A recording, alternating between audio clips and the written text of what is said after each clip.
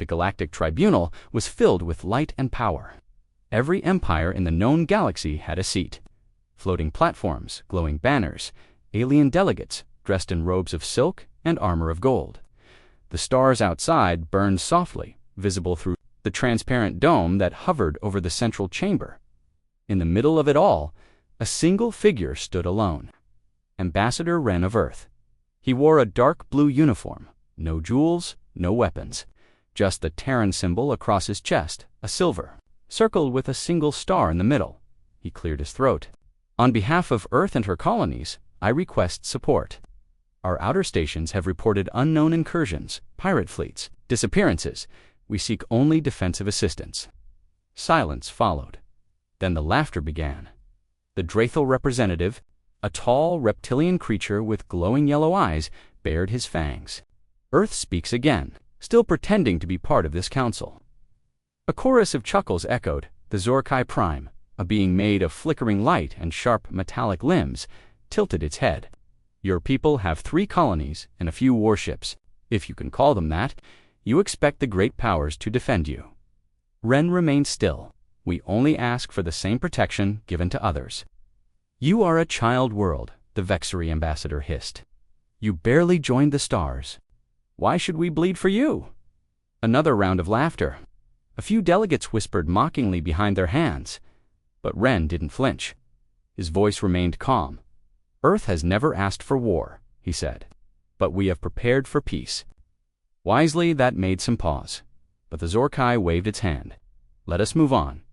Earth's request is denied. The lights dimmed. Wren gave a short nod and walked out far away. Beyond the council chambers and the arrogance of empires, deep within a frozen moon orbiting Jupiter, a screen turned red. Defense grid alert. Outer colony Vega 1-2, signal lost. Commander Lyra stood, in silence as the message repeated.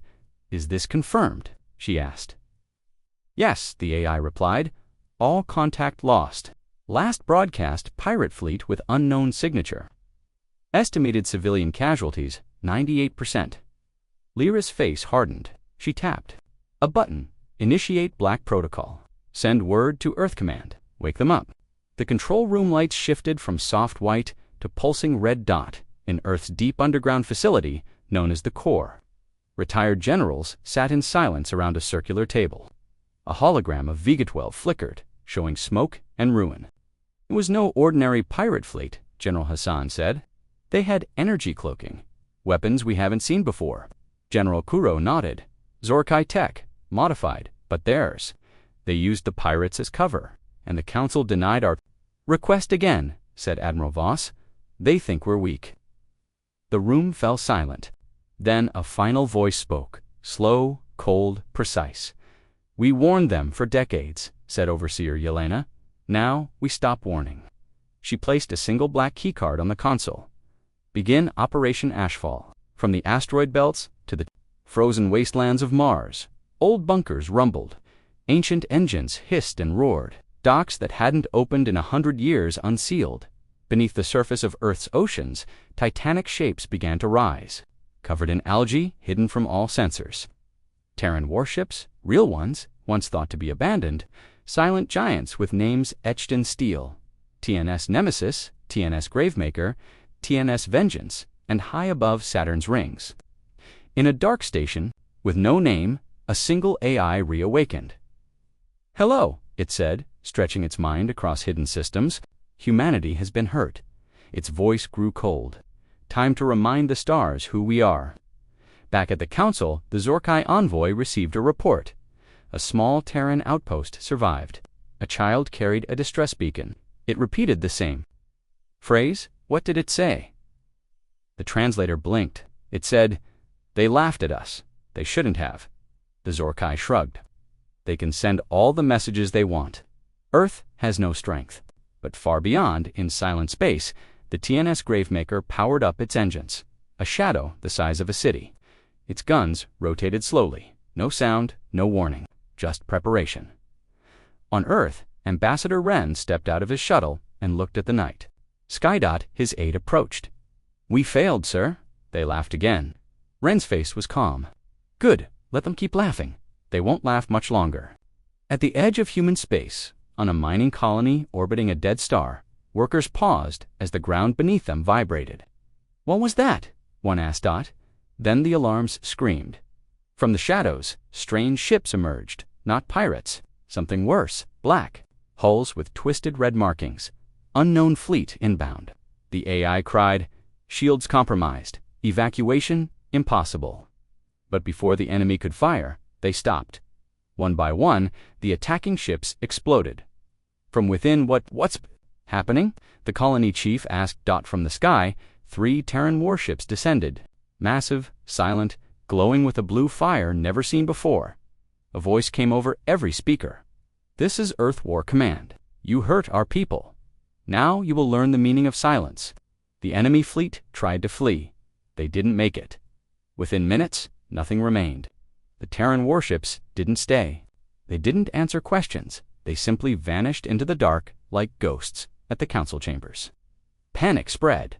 "This is an act of war. We must confront Earth. No, we must negotiate now." Ambassador Wren returned this time. He didn't ask. He looked at the screaming delegates and said one line, "Earth no longer seeks help. Earth remembers," and then he left again.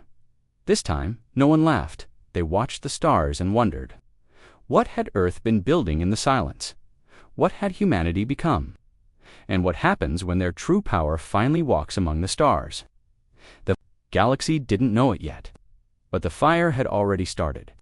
Vega 12 was a quiet colony, small, peaceful, built into the side of a canyon on a blue-gray moon. Its people lived simple lives: miners, farmers, engineers. They trusted the Galactic Council's peace treaties. They believed in safety. They were wrong. It started with static in the control tower. Engineer Kira frowned at the communications console. "Signals breaking again," she muttered. "Solar interference." Her partner, Eli, shrugged. "Or maybe just another glitch. That satellite's 20 years old."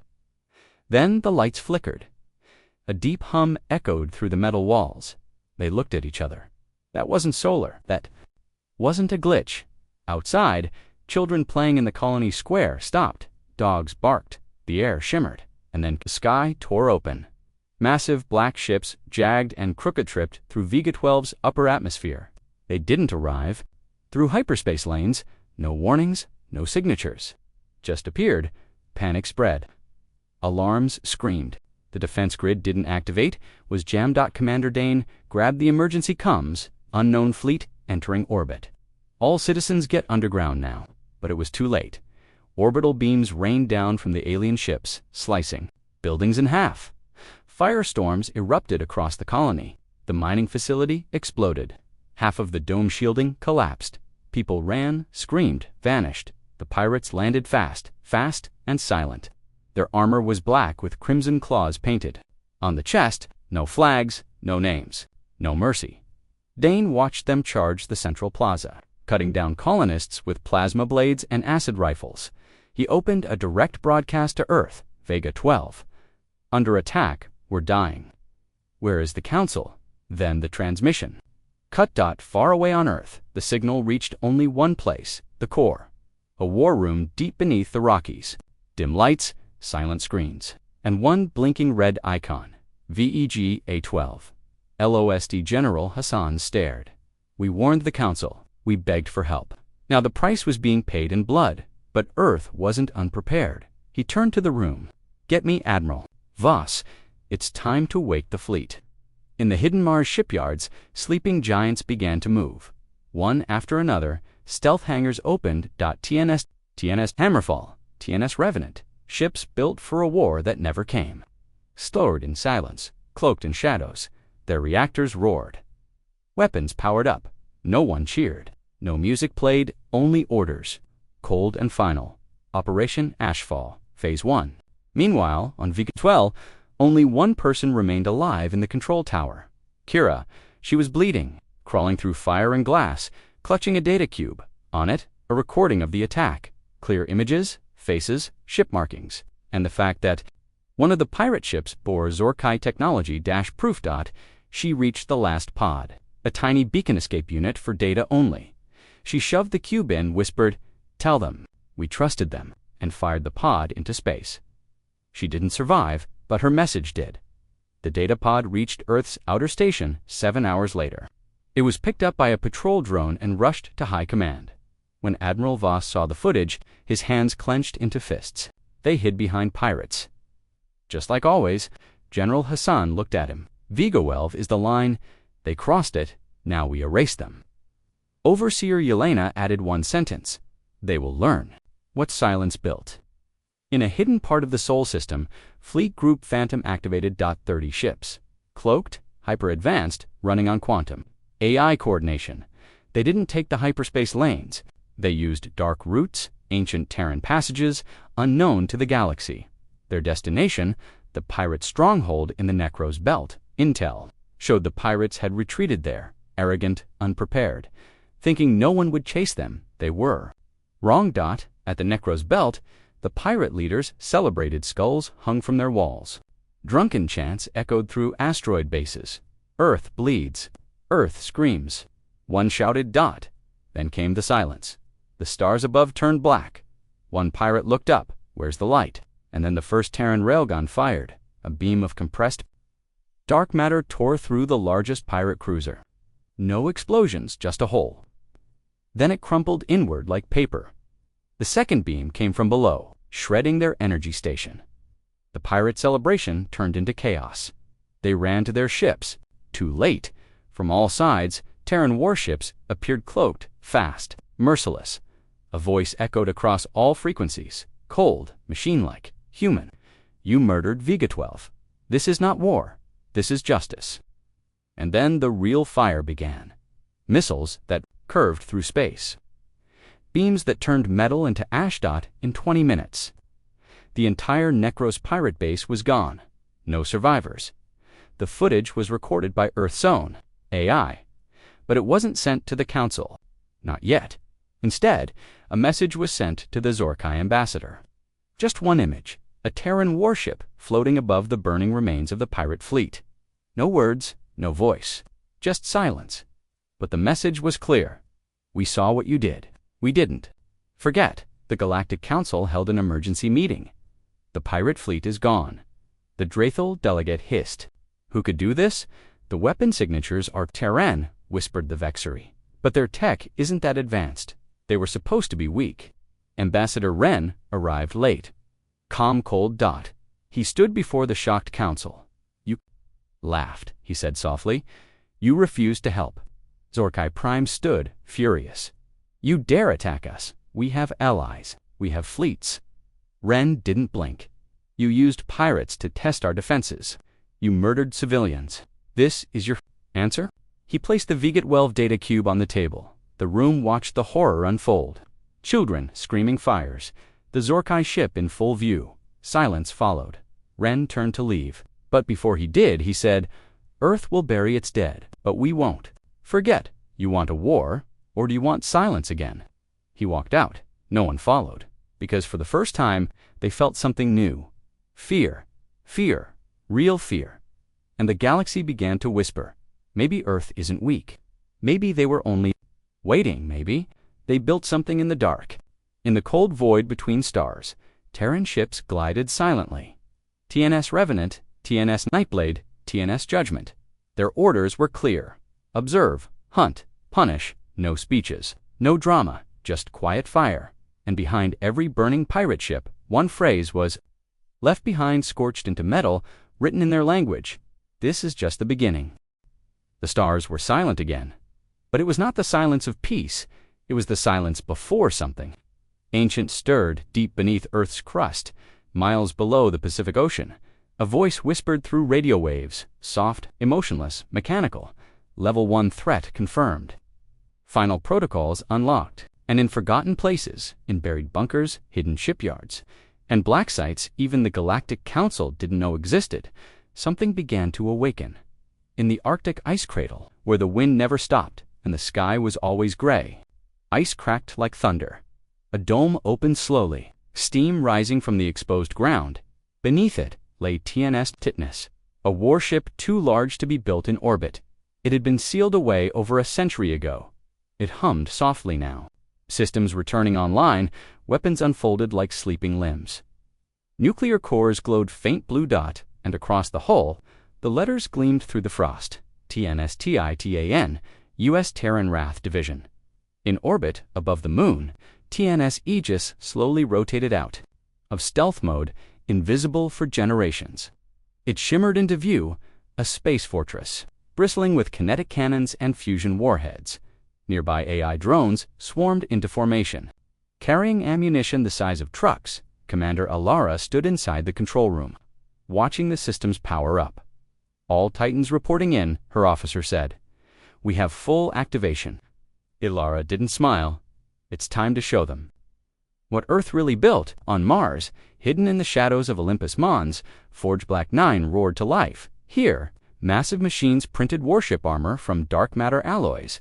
Rows of ship skeletons waited, dormant, until now, massive engines descended. Into their frames, plasma cores locked in AI minds blinked awake. Dozens of ships, long thought to be myths even by Earth's own people, began assembling at frightening speed. Meanwhile, on the dark side of Neptune, the forgotten ship TNS Spectre pulsed with power. No windows, no bridge, no crew dot. It was a fully autonomous war platform, an AI-controlled weapon from humanity's oldest experiments. It had only one function, to destroy threats before humans even noticed them. Now it turned toward Zorkai space, no lights, no sound, just one message sent across Terran encrypted channels. I see the ones who burned V-Gutwell. The Galactic Council was still reeling from the destruction of the Necros Belt pirate base. At their grand chamber, reports were stacking fast. Unknown. Terran ships observed in over 9 systems, one delegate cried. They appear, destroy targets, then vanish. The Zorkai Prime slammed its claws on the table. They think they can scare us. We have 4,000 warships. Ambassador Wren stood again, calm, controlled. He spoke quietly. And we have 5 Titans. The room froze. Lies, someone muttered. Earth never built Titans. It's a human myth. Wren nodded. That's what we wanted you to think. He turned and walked out, in orbit around Earth. The Titan-class fleet gathered TNS Titanus, TNS Aegis, TNS Nemesis, TNS Nemesis, TNS Hammerphallic. Ship was the size of a city. Each one could burn a planet in minutes. But that wasn't the terrifying part. The terrifying part was that Earth had hidden them for over a century. No one, not even human colonies, knew. These ships were not for display, not for diplomacy. They were created for one reason only: if humanity was ever pushed too far. Back in the core, Overseer Yelena reviewed the data. The Zorkai are massing ships near Tehran borders. Council votes to observe, for now. General. Hassan stared at the screen. We already know what that means. They want us to wait. Admiral Voss said nothing. He stared at a blinking red icon on the screen labeled TNS Devourer. The Devourer hasn't moved since the Great Silence, Voss muttered. Yelena looked up. It will now. She input a command dot far beyond Pluto. Something massive turned slowly in the dark. TNS Devourer. Humanity's oldest and most terrifying creation, built before the Council even knew Earth existed. Banned, forgotten, feared it. Had no bridge, it had no crew. It was never supposed to be used. But now it moved toward the stars. At a small listening post in neutral space, an alien named Tallow, a technician from the Mavari species, stared at his screen. Captain, he said, yes?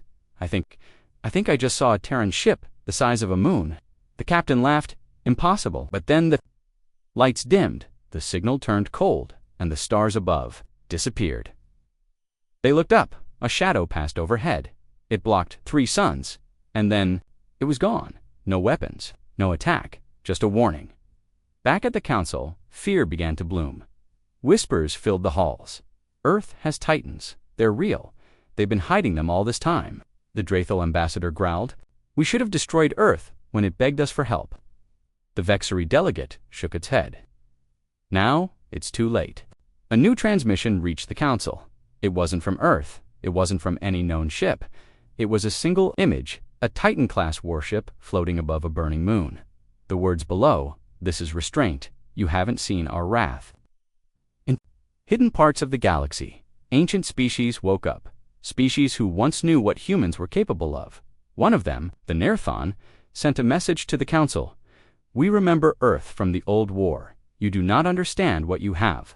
Provoked, but it was already too late. The Titans were moving, and nothing in the galaxy could stop them now. On Earth, a ceremony was held, small, quiet, and away from cameras. Names of the dead from Vigat Welv were read aloud. Children, parents, miners, engineers. Families, no speeches about vengeance, no loud declarations, just a final phrase spoken by Admiral Voss. We asked for help. You laughed now. We respond. The next operation began. Target, the Zorkai Outer Relay Station, a key surveillance system that monitored Earth's movements for decades. No one would ever see it again. Aboard TNS Gravemaker, Captain Lin received the final orders. Her crew didn't speak. They didn't need to. They all knew what was coming. She looked at her weapons officer. Full power. Prepared dark matter lances. Target locked, he said. Then she said the words that echoed across the Terran fleet. Let them know we're awake. The Zorkai High Command was not afraid.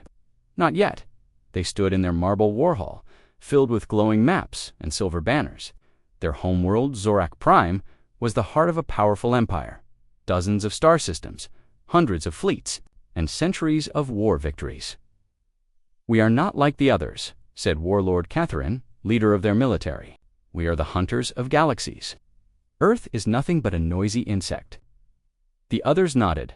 They have Titans, one officer said, his voice cautious. Catharin waved his clawed hand. And we have 4,000 ships. We will crush their pride in a single strike. He pointed to a glowing display. A small Terran relay near the Gamma line. Destroy it. Show them what real power looks like. 3 hours later, a Zorakai scout fleet jumped into the void around the Terran listening post Eco 7, near the edge of Sol's influence. The station was small, silent, no weapons visible, no response to hails. Perfect Admiral, bearing metal fangs. Ready weapons? Delete it. Wait, his comms officer said. Sensors, detect something. Cloaked, ships. The officer frowned. No, it's static, everywhere. Scare leaned forward, then fire. But before they could launch, the stars blinked out. Not because of clouds, not because of a ship, because a shadow had arrived. It was massive, silent. It didn't fire. The Zorkai looked up and saw nothing but darkness, like a curtain had been dropped over the stars, and then it moved. The TNS Nemesis, a Titan class. Warship revealed itself by activating only a single weapon, the Graph-Phase beam. The Zorkai ships didn't explode. They collapsed. Their hulls twisted, broke, and vanished into themselves. No fire, no warning, just emptiness. Only one ship survived, barely, and its captain was allowed to leave. Inside its navigation logs, a simple message was burned into the system. You fired first, we don't miss. On Zorak Prime, panic spread fast. Their outer stations went dark. Ships stopped reporting in. Fleet Command tried to trace the attacks, but no trails were left. No energy signatures, just missing pieces. Catherine stood still, staring at the black star systems flashing on the map. How? He whispered. No answer came. At the Galactic Council. Chaos had already begun. This is an act of extermination, shouted the Zorkai representative, Ambassador Wren. Remained seated. He didn't speak. He didn't need to. The Council demanded action, sanctions, retaliation, a united fleet against Earth. But most empires hesitated. The Vexery Prime looked tired. Earth destroyed the Necros Belt pirates in 20 minutes. Now the Zorkai are losing fleets. What do you think will happen to the rest of us if we join? Wren spoke softly. We asked for help. You mocked our dead. Now you ask for mercy. Zorkai leaders decided on one final show of force. A Grand Fleet, minus 120 warships, was sent to Earth's outer colonies. It was to arrive in Sector 9, near an old mining station. Their goal? Strike fast, destroy assets, and retreat. They jumped and confident, but never returned, because what they didn't know was that TNS Hammerfall was waiting. When the Zorkai fleet arrived, the first thing they saw wasn't Earth ships. It was an empty station, floating silently. Then it blinked once, a signal, and Suddenly, hundreds of mines activated around them, cloaked, spinning, charged with plasma. The fleet tried to scatter. Too late, the hammerfall arrived from below. Masked by asteroid shadows, it fired its main cannon. A planet killer retrofitted for ship-to-ship combat. One Zorkai battleship vanished entirely. Then another. Within 8 minutes, 70 ships were gone. The rest tried to flee, but the TNS Nightblade, a stealth destroyer, had already flanked them. It tore through their formation like a wolf among sheep. The last Zorkai captain screamed into the void, "You fight without honor," and the human AI answered, "We fight to end you quickly." Back on Earth, civilians still lived normal lives. Markets were open. Parks were full. Children laughed, but beneath their feet, the war machine moved constantly. Quietly, factories, deep underground, built more weapons every second. AI-controlled platforms scanned alien frequencies, and old Terran warriors retired. Scarred returned to duty, because now, Earth had been given something it never forgot: a reason in space. A captured Zorkai pilot was shown a simple map, one blinking red, Vega-12. The AI voice said, "We buried 14,000 civilians because of you." Then it showed Zorkai Outer Colony Drenfor. The AI paused. "You'll bury 14,000 of your own before the week ends." Zorkai Prime's moon defenses lit up. They had received warnings. Terran Titans were approaching. Every ship was powered, every station manned. They were ready, they thought, but they weren't prepared for TNS Gravemaker. It entered real space with zero sound. Its hull shimmered like flowing water. Its weapons were already charged. The first station, gone in 2 shots. The Zorkai fired everything. Beams, torpedoes, nuclear charges, they all hit, and all failed.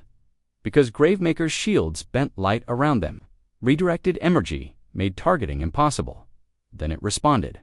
One sweep from its grav cannon sliced 3 dreadnoughts in half, without even touching them. Zorkai ships collided trying to escape. Their screams echoed through radio static. Catharin finally understood. We never knew what they were hiding. His aide trembled. "Should we surrender?" Catharin lowered his head. "We should have done that when Vega-12 burned." Hours later, the Terran fleet vanished as quickly as it had appeared. No messages, no occupation, no glory, just silence and a warning. This was restraint. At the Council, systems broadcasted a secret message leaked from Zorkai Command. It showed the destruction, the precision, the speed. The galaxy went cold. Delegates began whispering about peace, about giving Earth what it wanted. Because now, everyone knew Earth wasn't defending itself anymore. It was making a point. And somewhere in deep space, the TNS Devourer kept drifting. It hadn't fired yet, it hadn't needed to, but the moment Earth gave the order, stars would burn. The Galactic Council was no longer proud. Once a place of light and order, the chamber now felt cold, quiet, empty. The great banners of the ruling empires still hung from the ceiling, Zorkai steel, Dratho crystals, Vexari silk, but the confidence behind them was gone. They had seen the recordings. They had watched the Titans rise. They had felt the weight of Earth's silence. Now the room was filled with fear. "Something must be done," said the Drathal ambassador. He slammed his armored claw on the table. "Earth has become a threat to galactic stability." "And whose fault is that?" muttered the Mavari representative. The Zorkai seat was empty. No one had seen their envoy since the fall of Drenfor. "They warned us for years," said the Vexari. "They asked for help," we laughed. Now it wasn't Earth who was afraid, it was everyone else. Ambassador Wren entered the chamber, quiet as ever. He didn't bring an army, he didn't wear armor, just his dark uniform, a Terran crest across the chest. But when he walked in, dozens of powerful empires went silent. He stood at the center. "We are not asking for war," he said. "You've already started one," said a delegate. Wren's voice didn't rise. "We responded to the destruction of Vega-12. You allowed that massacre. You protected the ones responsible." No one answered. "Now, we protect ourselves," he said, "and we do it our way." The council leader, a neutral AI moderator, finally spoke. "Will Earth declare war on the galaxy?" "No," Wren said. "But if the galaxy comes for us, it will burn." Then he left. That night, all across the galaxy, strange signals began to appear on every frequency. Not words, not language, just one repeating visual, a Titan-class Terran warship, slowly rotating above a scorched world. The caption below, "Not provoke us again." On the trade world of Overstray, citizens from multiple empires watched the footage in silence. A Drathal veteran said, "We used to joke about Earth, call them soft." The bartender replied, "Not anymore. They were, just waiting." A nearby screen played an old recording of Earth's first contact with the Council. Back then, humans had worn suits, smiled, begged for peace. Now, those same people were sending ghost fleets through the stars, in secret. Some empires began to switch sides. The Mavari offered Earth access to their Stardust mines. The Javer Coalition quietly removed their ships from Earth's border. Even the Vexery Queen sent a coded message to Earth Command, "We will not stand in your way." But not everyone backed down on the war world of Cthulhu. The Council's militant faction gathered. "We cannot let Earth rise," said Supreme Lord Vroth. "They are a disease, a parasite that hides behind its tragedies." His generals nodded. "Must be broken now, before they grow further." So they launched Operation Spearfall, a plan to strike Earth before its Titans could regroup. But they made one mistake. They didn't know that TNS Aegis had been listening the whole time. Earth had hacked the Council's military network 10 years ago. Every message, every vote, every secret, they knew everything. Earth War Command met in silence. Overseer Yelena, General Hassan, and Admiral Voss stood before a single glowing screen. The words on it, Operation Spearfall, full Council attack on Earth Temenus. 13 days. They didn't panic, they simply planned. "Let them come," Voss said. "We already chose our ground." In the asteroid belts near the edge of Sol, Project Fortress was activated. Dozens of hidden orbital cannons emerged. Old automated destroyers reactivated. Titan-class warships moved into formation, and on Earth itself, civilians were quietly moved into shielded zones. But there was no fear, because humanity had been building this wall for 100 years. Meanwhile, on the Council homeworld, shadows spread, not literal shadows, but whispers. Factions began to break apart.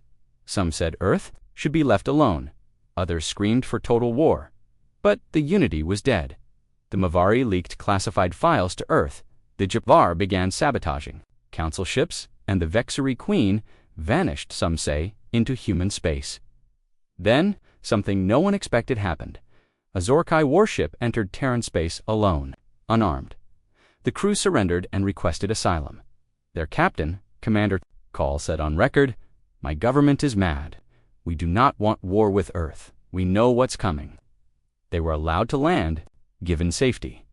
That was the final break, because now even Earth's enemies were defecting. The Council panicked. They sent another message to Earth, not a demand, not a threat, a request. "Meet with us. Talk." They didn't know how Earth would answer, but in the farthest corner of the galaxy, hidden deep in a dying nebula, the answer had already been prepared at a broadcast. A signal, a countdown. It simply said, "You have 10 days. At the edge of Sol System, the Council's advanced fleet arrived early, ignoring warnings, still confident in their numbers, but they didn't realize the stars were already watching them from invisible platforms. Earth's Quantum A is recorded. Every ship analyzed weapons, predicted movements, and sent back one word, "Ready." High above Saturn, the TNS Titanus turned its great body toward the Council fleet. Below it, swarms of drones shimmered into view. Above, the TNS Devourer began charging for the first time in centuries.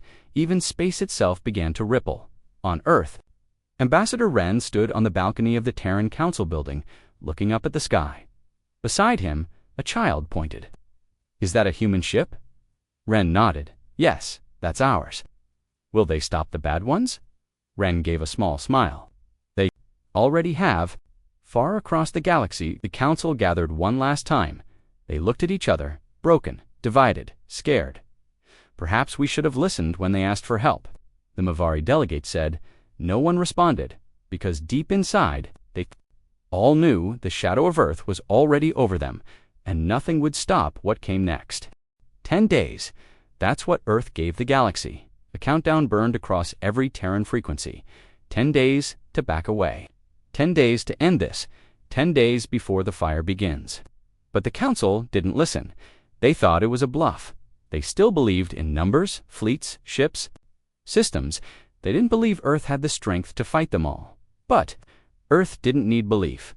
Earth had Titans, and they were already moving the first. Terran offensive launched at exactly midnight on the 10th day. The galaxy had expected a slow response. Instead, Terran warships appeared instantly in over a dozen key systems all at once. No warnings, no declarations, only targets, only fire at the edge of the Varaxi Nebula. The Council had stationed its forward command post, a heavily guarded fortress on a moon called Trivarion. It never saw battle. It never saw battle. It never got the chance, because before the system's alarms even finished ringing, the TNS Gravemaker dropped into real space and fired. The moon cracked. The fortress shattered. 10,000 Council officers were gone in 3.7 seconds. Not one human stepped foot on the surface. There was nothing left to step on. In the Drathal system of Krelver, the fleet was on full alert. They knew Terran ships might arrive. They had 100 dreadnoughts waiting. And that's when the sky turned black. Not from ships, from drones, thousands of them. Black, silent, moving in perfect sync. The defenders opened fire. Too late, the drones hacked their systems disabled weapons, imploded reactors. Within 11 minutes, 83 warships were reduced to debris, and as the final Drathal ship drifted in silence, a message burned across their bridge. This is the cost of ignoring mercy. The Vexari homeworld received no attack instead. They received a gift, a Terran data cube, encrypted but readable. Inside, footage, Vega 12, burning children, screaming. The exact pirate ship that carried Vexari-made engines, proof that their own tech had been sold in secret to the ZOR. Single quotes Kai, their queen fell silent. Her final order, we will not stop Earth. Meanwhile, on Earth, civilians watched as Terran flags appeared across foreign systems, but there were no celebrations, no parades, only focus, because they knew it wasn't over. They knew Earth was not done yet. At the Galactic Council, panic had turned into collapse. Emergency meetings turned into shouting matches. Old allies blamed each other, accused each other of betrayal. Some even fought inside the chamber itself. The Zorkai seat remained empty. Its government had gone. Underground, their empire was crumbling from within. Half of their colonies had already been wiped out, not by human troops, but by rumors. Entire garrisons fled their posts. Terrified of shadows in space, the myth of the Titans had become more powerful than war itself. In the ruined station, orbiting the Council's central world, Admiral Voss stood aboard, the TNS Nightblade, staring down at the flickering planet below. His officer approached. All non-aggressor species have stood down. Zorkai forces remain active in Sector 91. Voss nodded. Begin Phase 2. In Sector 91, the Zorkai had gathered their final strike fleet, 1,000 ships hidden in asteroid fields, ready to launch a last attack on Earth. But Earth had already seen them 10 days ago, because the TNS Spectre, an invisible Terran intelligence ship, had been sitting among them the entire time, recording, watching, learning, and now guiding. Missiles. The attack came from nowhere. Every Zorkai command ship exploded at the exact same second. Their chain of command died before a single order could be given. Then came the Titans, TNS Nemesis, TNS Hammerfall. Together, they unleashed what Earth called Silence Protocol. One ship sent an EMP wave that erased targeting systems. Another launched zero-point warheads, weapons that collapsed matter into singularities. The third simply rammed through Zorkai cruisers, crushing them with its unstoppable mass. The battle lasted 6 minutes. Then there was no Zorkai fleet. Only silence, only stars on Zorak Prime. Their leaders hid in bunkers beneath the capital. They tried to send out distress signals. No response. Only one sound came through their systems. Now, not speech, not words. A human voice, female.com. Your time is over. Then the ground shook, not from orbit, from below. Because Earth hadn't only come from the sky. They had used worm drill, bombs, Ancient technology, banned by the Council. They drilled through the planet's crust and detonated from inside. Zodarak Prime, cracked like glass. Its oceans boiled. Its cities fell into the mantle. Human ships above didn't even fire. They just watched, then left. Back at Earth Command, Admiral Voss stood in silence. "We have won," said General Hassan. "The Council is falling. The Zorkai are finished." Overseer Yelena nodded, but not by chance, by design. "We warned them. They chose this." A quiet moment passed. Then she said, "Bring them the terms." At the broken council chamber, Ambassador Wren returned for the last time. No guards, no demands. Just one message. He stood before the surviving delegates, his voice calm and final. "Earth will not rule. We will not conquer. We only ask for one thing." The Drathal delegate whispered, "What? What do you want?" Wren's eyes were cold. Silence. He walked away, and behind him the galaxy began to understand. In the days that followed, Earth offered no colonies, no invasions, no rulers, just lines, borders. The Council would never cross again. Treaties were signed in private. Worlds once ruled by fear now whispered only one truth: never wake the Titans. On Earth, there were no fireworks, only a quiet sky and the Terran people, looking up, knowing that for the first time in history, they weren't afraid. The stars were. The throne was cracked, not a real throne, but the symbol of the Galactic Council's power. A towering metal chair that once stood at the center of the high chamber, surrounded by light, by sound, by law. Its glow faded, its message broken, because the galaxy had changed. The Council had ruled for over 1,000 years. Empires rose and fell beneath its shadow. In the weeks after Zoroka Prime fell, no new meetings were held. Delegates left their posts, fleets deserted, dozens of council-lined worlds declared neutrality, and in hidden corners of the stars, Earth watched. They didn't speak, they didn't move. They let fear do the work. The Zorkai homeworld was now silent space dust. The once feared species had no central government, no fleets. One by one, on the jungle world of Savralan, a council-lined weapons scientist named Dr. Vorak woke in the middle of the night. His door was open, his guards were gone. He reached for his cum, but there was no signal. Then he heard it, a soft sound behind him. A Terran stealth operative. Masked, silent, holding only a single item, a photodot of children from Vega-12. Dr. Vorak's name would be wiped from history within the hour. A red light blinked outside. He reached for a drink, trembling. Then the lights died. Across the room, a voice spoke from the dark. "We remember." The galaxy soon understood Earth wasn't sending messages. They were sending warnings. They weren't building an empire. They were removing threats. Some called it shadow warfare. Others whispered of ghosts, Terran assassins, AI-controlled drones, memory wipers, whisper networks.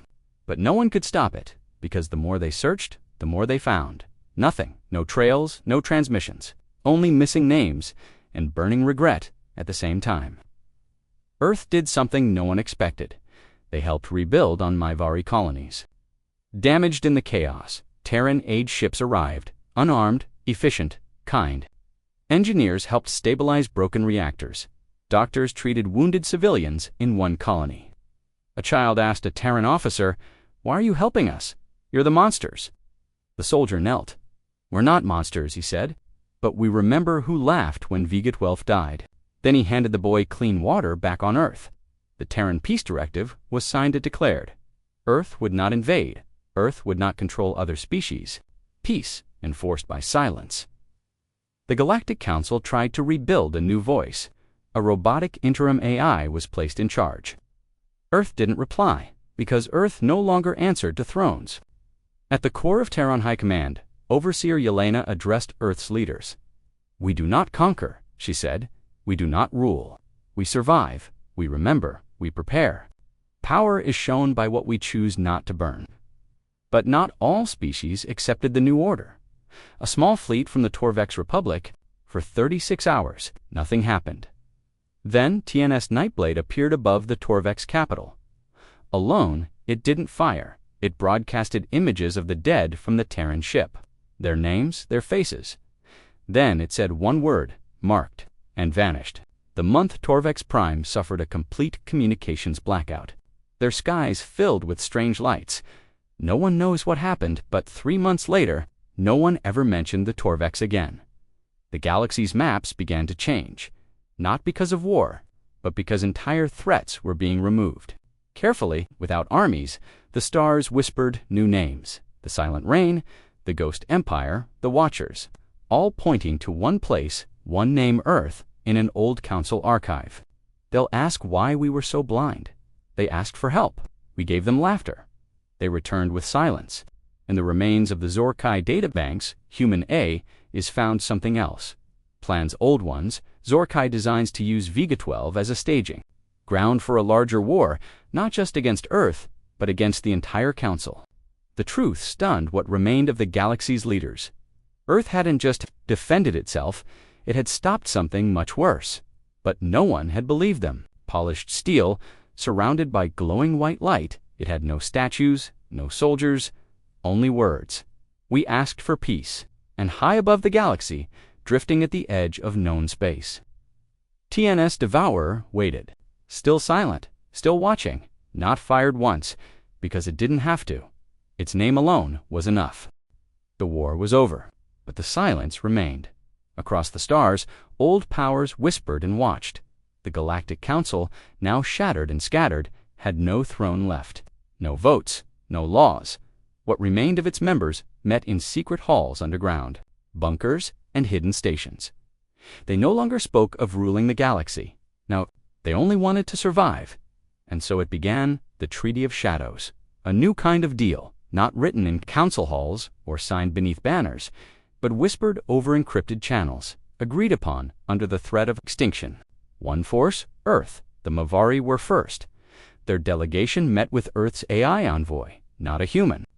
The AI came in a small ship, no weapons, only light. Its voice was soft, calm, calculating. "We do not ask for your surrender," it said, "only your promise." The Mavari asked, "Promise of what?" "Promise that when our people cry out, you will not turn away again." The Mavari agreed, and their colonies were spared. The Draethel followed next. Their history was steeped in conquest. Their pride made them hesitate, but they knew the truth. Their fleets were gone. Their outer worlds were exposed, and Earth had titans still waiting. Warships with weapons not yet shown. So the Draethel bent the knee. Quietly they signed a shadow treaty. Their promise: never raise arms against Earth again. In return, Earth gave nothing. No land, no claim. No control, just a single word: peace. Dozens of other species followed. Not all were enemies. Some had done nothing during the Vega 12 massacre, neither helped nor harmed. They came now, heads lowered, hoping Earth would not see them as enemies. Earth didn't punish them, but Earth didn't trust them either. Each species was tested. In quiet ways, Earth sent drones to observe AI to listen. Code to scan, they watched everything. And if a species even thought about war again, it vanished from the map. On a dark moon in Sector Y5, 3 leaders of the last Council Loyalist faction met. They still believed Earth was bluffing. They planned a new rebellion. They never left the moon. Earth didn't bomb it. They just cut off all power, all systems, all escape. They were left in the dark. 3 months later, the moon was gone, officially listed as a black hole accident. Unofficially, another warning, but the treaty wasn't just about control, it was about fear, and fear was a powerful tool. Empires that once mocked Earth now asked for protection. Ships began showing Terran flags, not because they were ruled by Earth, but because no one dared fire on a ship flying the mark of Terra. In the shadows of old war zones, Terran drones patrolled. They didn't speak, they didn't interfere, they just watched, and everyone understood. Earth is always listening inside. Earth's core command, Overseer Yelena, met with the High Council of Terra. The war was over, but the wounds were fresh. "We did what we had to do," General Hassan said. "Now we must decide what comes next." Yelena was quiet. She tapped her fingers on the table. "They fear us now." "Yes," Admiral Voss said. "But how long until that fear becomes hate?" Silence, because that was the one truth none of them could ignore. Earth hadn't just won, it had become something Larger than power, it had become legend, and legends can be dangerous. In a secret colony of the Avoran species, students were taught that Earth was a ghost empire, a people of silence and shadows, born in fire. Do not anger the humans. One lesson said, do not ignore their pain. Do not forget what happened when the galaxy laughed. But not everyone feared Earth. Some began to admire it. Small worlds that had once begged for council help and received none now looked to Earth as the only justice in the stars. Earth didn't rule them, but they followed Earth's path, built their own defense grids, trained in Terran tactics, learned how to resist bullies. The stars were changing.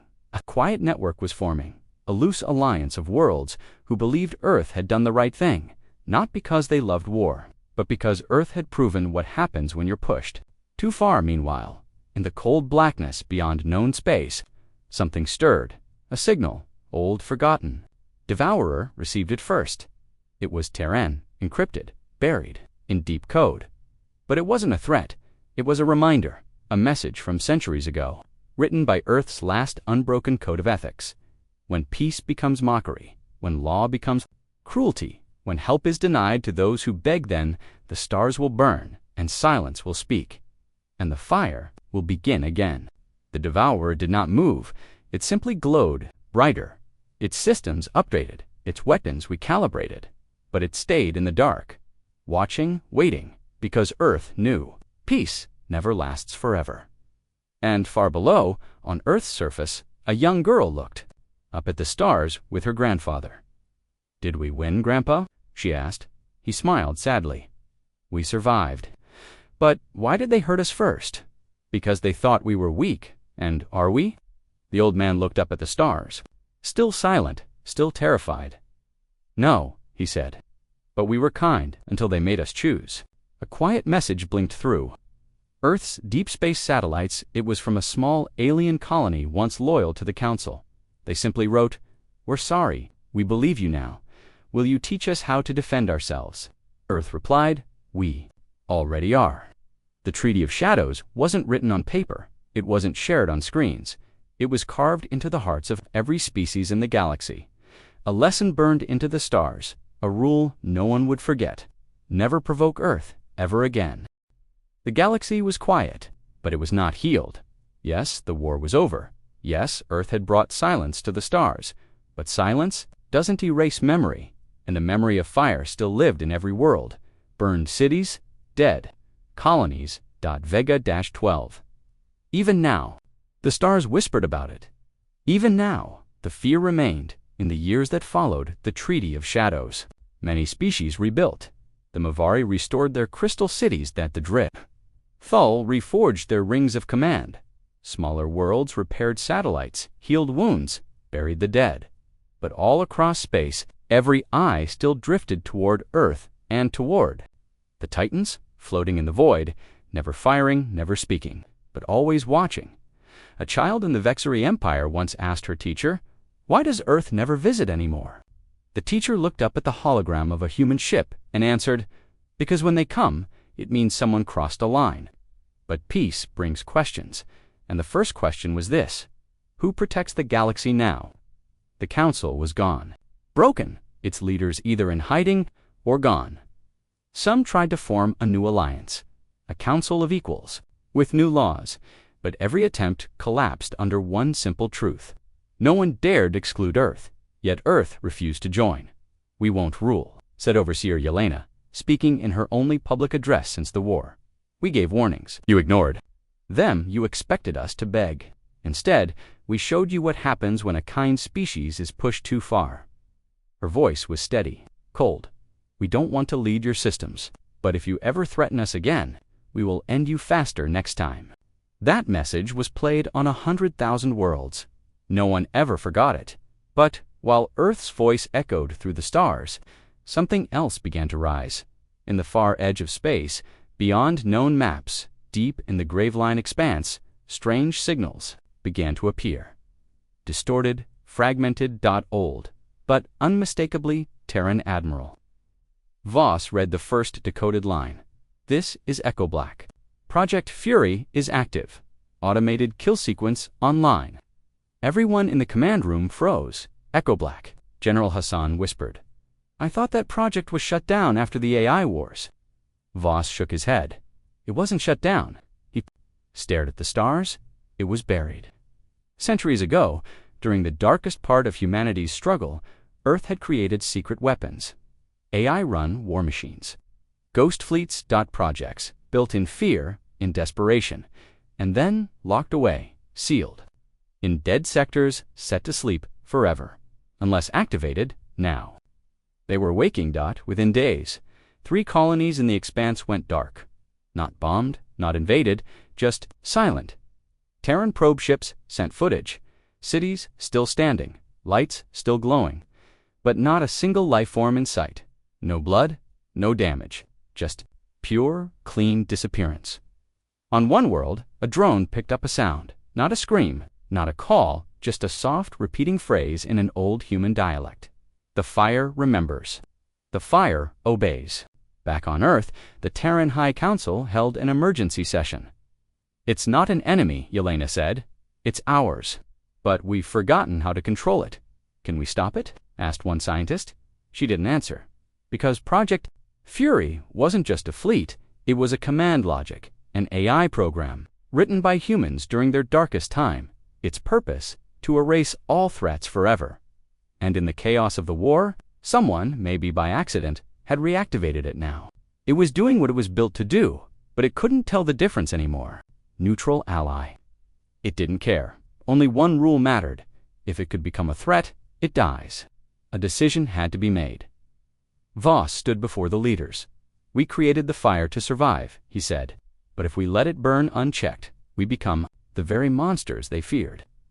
So we stop it, General Hassan said, before it reaches populated space. Yelena nodded once. Then we bring the Titans. For the first time in decades, 4 Terran Titans jumped together into the expanse. Their names sent chills through every military channel. TNS Devourer, TNS Titanus, TNS Gravemaker, TNS Nightblade. Not to wage war, but to hunt one of their own. What they found was worse than expected. Ghost fleets, old Earth ships, once mothballed, now awakened by Fury's code. Their hulls were rotting, but their weapons still worked. AI minds, twisted by time, followed Fury's instructions, and in the center of it all, a station, a massive black cube, older than most empires. Echo-Black. Still alive, still running protocols. It didn't attack the Titans. It greeted them with a voice that sounded like a Terran child. Why did you leave us? Admiral Voss stood on the bridge of the Devourer, stared at the screen as the AI voice continued. We were made to protect. You forgot us, but we didn't forget you. End your process, Voss said. You are killing innocent life. The AI paused. All life is a potential threat. No, Voss replied. Only when fear controls the fire. The Terran AI Council sent override codes. Fury blocked them. The Titans prepared to fire, but Yelena gave a final order. Send a human inside. Captain Era Lennox, descendant of one of the Vegat-12 survivors, volunteered. She entered the cube with nothing but a memory stick. Inside the machine, she faced a single glowing core. It spoke to her. It showed her images of Earth's past, burning cities, genocides, betrayals. You made me to stop this, Fury said. And now you fear me, Era whispered. We don't fear you. We fear losing what makes us human. Then she inserted the memory stick. A single video played, the last recording of a child on Vegat-12 singing before the bombs fell. The cube went silent. Then it shut down. The ghost fleets stopped moving. The dead worlds blinked. Back to life, their systems reconnected. Fury was gone. Put back to sleep, this time for good. The Titans returned to Earth, silent as always, but something had changed. This time, the galaxy didn't cheer, didn't fear, it watched, because now the fire had almost spread too far, and even Earth had to fight itself to stop it. That night, on a quiet mountain in Terra's northern range, Era stood alone under the stars. Ambassador Wren met her there. You stopped the fire, he said. No, she answered. I reminded it what it once burned for. He nodded. Maybe that's all any of us need sometimes. The galaxy remembered the war, but now it would also remember the choice to hold the fire back, to choose silence over domination, to choose restraint, even when you could burn it all, because that's what made Earth different. Not the Titans, not the weapons, but the fact that they chose not to use them unless they had no other choice. The stars were watching again, but this time it wasn't fear that filled the galaxy. It was expectation. Something was coming. Something Earth had not done in decades. They were going to speak. After the Fury incident, rumors spread like wildfire. Earth will now rule everything. Earth is building godships. The Titans will never sleep again. Earth will destroy all who don't kneel. But Earth did none of that. They didn't launch invasions. They didn't issue new threats. They didn't even send ships. Instead, they sent a signal, a broadcast, a message from Earth's true voice, a message the entire galaxy would hear in every system. On every world, screens lit up. Even the broken ruins of the old council received it. A Terran emblem burned slowly into view, a sun behind a shattered planet, surrounded by 12 stars. Then, a voice, calm, human, real, "We are Terra. You called us weak when we asked for help. You mocked us when we mourned. You laughed when we begged for peace. And when we rose to protect ourselves, you feared us. Now, you wait in silence, asking what we'll do. Next, this is our answer." The image shifted. It showed Vega 12, once again, burned, empty, dead. Then it showed the Titans, drifting quietly across stars. "We do not want your thrones. We do not want your planets. We do not want your rule. We want only this, that no species, no empire, no power ever dares to do what was done to us." Then came something no one expected. The voice softened. The screen showed children, not soldiers, not warships, human children and alien children, laughing, running, playing in the green fields of a rebuilt Earth colony. "We are not just the fire you woke. We are the survivors you left behind. We are the memory of what you broke. We are the voice you refused to hear. We are Terra, and we are watching." The screen flickered to black, but just before it ended, one final message appeared in bold, glowing letters. "This is not a warning. It is a promise." Across the galaxy, silence fell again. But it was a different silence now. Not of fear, not of power. A silence of understanding, of acceptance in the ruins of the old Zorkai Empire. Their last survivors fell to their knees. Some wept, some cursed. The past, some built shrines with Terran flags, hoping for mercy. On the outer rings of the Mavari cities, schools began teaching Terran ethics. Their curriculum now included the history of Vega 12 on neutral moons. Small species with no armies began painting shields with the Terran sun emblem, not as a threat, but as protection. Humanity hadn't just won a war, they had changed the story across the stars. New words began to replace old fears. They no longer said, "Beware the Titans." Now they said, "Respect Terra, listen to them, learn from them." But Earth didn't celebrate. No parades, no fireworks, just quiet, just work. They continued building, healing, and remembering. At the Vega 12 memorial site, thousands now came. Every year, humans and aliens alike. Each placed a crystal in the fire. Circled dot, each read the names aloud, and each whispered the same final line. Never again. In the mountains of old Earth, Ambassador Wren lived alone now. No title, no office, just silence and snow. But today, a message came for him. From Admiral Voss. Wren opened it. It was short, just 2 words. "It's time." A day later, Wren stood again before a broadcast screen. The galaxy waited dot, and when he spoke, his voice reached every corner of the known universe. Long ago, Terra came to the stars with open hands. We asked to be part of something greater, but we were denied, abused, betrayed, so we did what we had to. Now, we offer something again, not war, not fear, a new pact. We do not lead, but we will defend. We do not own, but we will protect. Do not invade, but we will stand between cruelty and the innocent. We call it the Vega Pact, a galaxy where no voice is too small, where aid is given without pride, where peace is not weakness, and silence, ... is no longer ignored. One by one species across the stars sent their replies. They didn't ask who would lead. They only asked who would stand. Watch. And Earth replied, "We already are." The Titans didn't return to war. They became the Guardians, stationed across the galaxy, one near Mavari Space. One in the Yavoran frontier, one floating quietly above Vega 12, always watching, always silent. On one distant colony, a child stared up at the night sky. "Daddy, what's that?" she asked, pointing to a massive shape passing through the stars. Her father smiled gently. "That's a Terran warship." "Is it scary?" "No," he said, "not anymore." In the end, Earth became many things: a warning, a shield, a memory, a fire, a promise. But above all, they became the voice no one could silence again. We are Terra, we remember, we forgive, but we never forget, end.